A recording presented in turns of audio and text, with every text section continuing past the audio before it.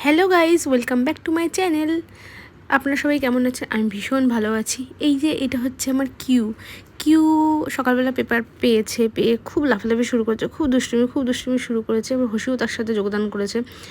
তো এইভাবেই আমার সকালটা শুরু হয়। আর তোমাদের সকালটা কীভাবে শুরু হয় সেটা আমাকে জানিও। সকালটা ওদের দেখেই আমার সকালটা সুন্দর থেকে অতীব সুন্দরে পরিণত হতে থাকে। তো ওদের পেছনে চেঁচামেচি করছি, আমি বলছি পেপার ছিল না, কিন্তু ওরা তো পেপার পেয়েছে মানে ওরা ছিঁড়েই ছাড়বে। যাই হোক, সকালবেলা ওদের সঙ্গে কিছুটা সময় কাটানোর পর তারপর আমি চলে যাই সোজা কোথায় বলো তো রান্নাঘরে গিয়ে প্রথমেই আমার কাজ হচ্ছে সকালে মর্নিং টি। চাটা হয়ে গেছে, তার সঙ্গে একটু লিটল হার্ট বিস্কুট তোমরা দেখেছো তো, সব অনেকেরই হয়তো ভালো লাগে, আমার তো ভীষণই ভালো লাগতো সে ছোটোবেলা থেকে। আর তার সঙ্গে আছে মুচমুচে টোস্ট বিস্কুট। তো প্রথমে আমরা চাটা খেয়ে নিলাম। চাটা যখনই নিয়ে আসবো না, দুজনে এমনভাবে দাঁড়িয়ে থাকবে মনে হবে যেন ওদের জন্য আমি চাটা বানিয়ে নিয়ে এসেছি। মানে কী যে বলবো, দুজনে মিলে এরকম জিব্বার করে। ওদের কিন্তু খাওয়া হয়ে গেছে সকালবেলা, ওদের ব্রেকফাস্ট কমপ্লিট, কিন্তু তবুও আমরা চা যখন নিয়ে আসবো ওনারা ভাববেন যে ওনাদের জন্য আমি চা বানিয়ে ওনাদের জন্যই বিস্কিট নিয়ে এসেছি। তারপর যাই হোক, চাটা খাওয়ার পরে আমার রেগুলার রুটিনে আমি চলে আসি। আমার কিছু কাজ থাকে, তো প্রত্যেক দিন রান্নার দিদি আসে, কিন্তু আজকে উনি একটু বাপের বাড়িতে গেছিলেন, সেহেতু উনি আসেননি, আমাকেই করতে হবে রান্না। তাই ভাবছি কি রান্না করব। আর আজকে আমি আমার বিজনেসে আমি যাব না, কারণ আজকে আমার শরীরটা খুব একটা ভালো নেই, তো বাড়িতেই আমি থাকবো। তাই আমার কুটুরা ভীষণ খুশি। আমি যেদিন বাড়িতে থাকি কুটুদের সেদিন আনন্দের কোনো সীমা থাকে না। দুজনে আমি যখন রান্না করবো রান্নাঘরের সামনে গিয়ে দাঁড়িয়ে থাকবে, আমি ওদের সাথে কথা বলি, ওরা আমার সব কথা শোনে, চুপচাপ বসে কুটু করে সব কথা শোনে, আর টুকুস করে আমাকে দেখতে থাকে, ভীষণ খুশি থাকে সারাটা দিন ওরা যেদিন আমি বাড়িতে থাকি। আর যেদিন আমি বাড়িতে থাকি না, সেদিনকে ওদের মানে কিছুই ভালো লাগে না, চুপচাপ এক জায়গায় শুয়ে থাকবে, খাওয়ার সময় শুধু খাবে, তাও সে ভালোভাবে খায় না, দুজনে মোটামুটি একটু খাবে, খাওয়ার পরে তারপরেও ঘুমিয়ে থাকবে, সারাদিন খেলবে না, খুব কম খেলবে। যেদিনকে আমি না থাকি সেদিন খুব কম খেলে।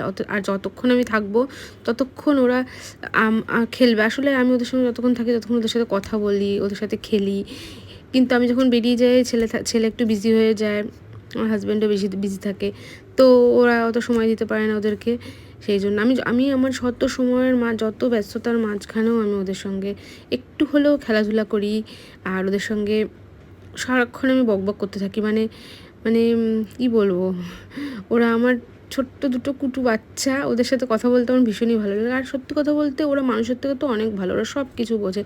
তারপরে আমি রান্নাঘরে চলে এসে আজকে করবো হচ্ছে তোমার সজনে ডাঁটা আলু দিয়ে পোস্ত করব।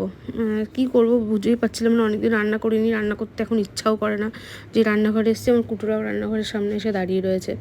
তো আমি সজনে ডাঁটাটা প্রথমে কেটে নিয়েছি, আলুগুলো ছোটো করে কেটে নিয়ে প্রথমে কালো জিরে ফোড়ন দিয়ে, তারপরে তোমার সজনে ডাঁটা আলুটাকে পরিষ্কার করে ধুয়ে ভেজে নিলাম। ভেজে নিয়ে তারপরে পোস্তটা মিক্সিতে দিলাম, মিক্সিতে দিয়ে বেটে নিয়ে তারপর পোস্তটা দিয়ে দেবো, সজনে ডাঁটার মধ্যে এখনই দিয়ে দেবো। ওদের সাথে তার আগে ওদের সাথে রান্নার উপকরণগুলো রেডি করছি, তার সঙ্গে ওদের সঙ্গে বক করে যাচ্ছি। আমার মানে সত্যি কথা বলতে আমি আগে এত কথা বলতাম না, কিন্তু যবে থেকে আমার কুটুরা আমার বাড়িতে এসছে তবে থেকে আমার কথা বলার মানে প্রবণতা প্রচণ্ডই বেড়ে গেছে। সারাদিন ওদের সাথে বক করতে থাকি। তারপরে ভালো করে ভাজা হয়ে গেল সজনে ডাঁটা, আলুটা ভালো করে ভেজে নিয়ে তার উপরে দিয়ে দিলাম পোস্ত বাটাটা দিয়ে ভালো করে নেড়ে চেড়ে, যখন জলটা একটু পোস্ততে একটু জল দিয়ে বেটেছি, জলটা একটু শুকিয়ে আসবে, তখন তার মধ্যে একটু জল দিয়ে তারপর দিয়ে দেবো ঢাকা। তো সকালবেলা আমি ওআরএসএল আনতে বলেছিলাম, কারণ এটা আমার খেতে ভালো লাগে। ওআরএসএলের লেমনটা বেশি ভালো লাগে আমার, তাই আমি একটু খেয়ে নিলাম। খেলে পরে বেশ ইনস্ট্যান্ট এনার্জি পাওয়া যায়। আর গরম পড়েছে তো এখন নিজেকে হাইড্রেট রাখা খুবই জরুরি আছে। তো আমি কাজের মাঝখানে একটু খেয়ে নিলাম, খেয়ে দিয়ে তারপরে একটু ঢং করে তারপরে আর একটা কড়াইতে বসিয়ে দিলাম কালো জিরা কাঁচা লঙ্কা ফোড়ন দিয়ে দিলাম হচ্ছে তোমার একটু কুমড়ো বটি করবো। আমি বিশেষ কিছু করবো না, মাছ টাছ কিছুই করবো না, ভালো লাগে না এখন আমার রান্না করতে। আর অনেক দিন রান্না করি না, রান্না করার অভ্যাসটাও চলে গেছে, মানে করতে হচ্ছে তাই করছি আর কি। এদিকে আমার সজনে একটা আলু পোস্তটা হয়ে গেছে।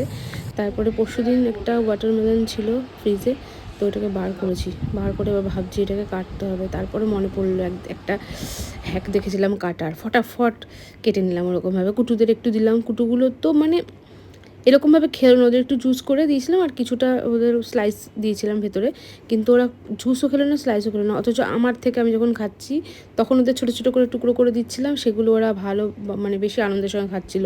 তখন আমি বুঝলাম ঠিক আছে, তোমরা তার মানে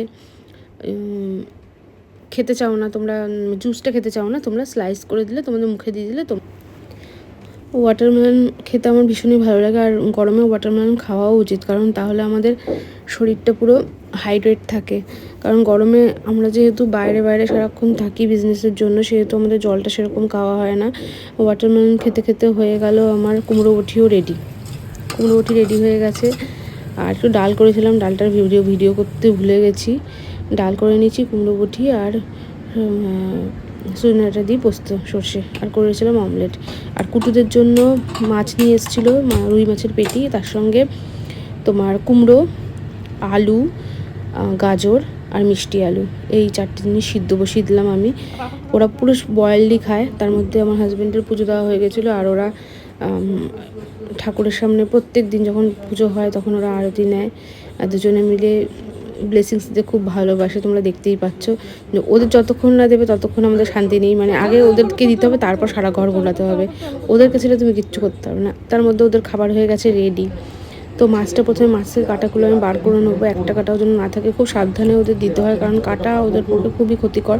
তারপর ওরা খুব ছোট্ট কুটু, তো ওদের গলায় বেঁধে যেতে পারে, সেই জন্য আমাকে খুব কেয়ারফুলি ওদের কাঁটাগুলো বাঁচতে হয়। সেই জন্য আমি গাদার মাছ দিই না, পেটিয়ে দিই, কারণ কখন আমার নিচের ভুলে ওদের কষ্ট পেয়ে যাবে, এই ভয়ে আমি ওদের সবসময় পেটিয়ে দিই, কাদা দিই না।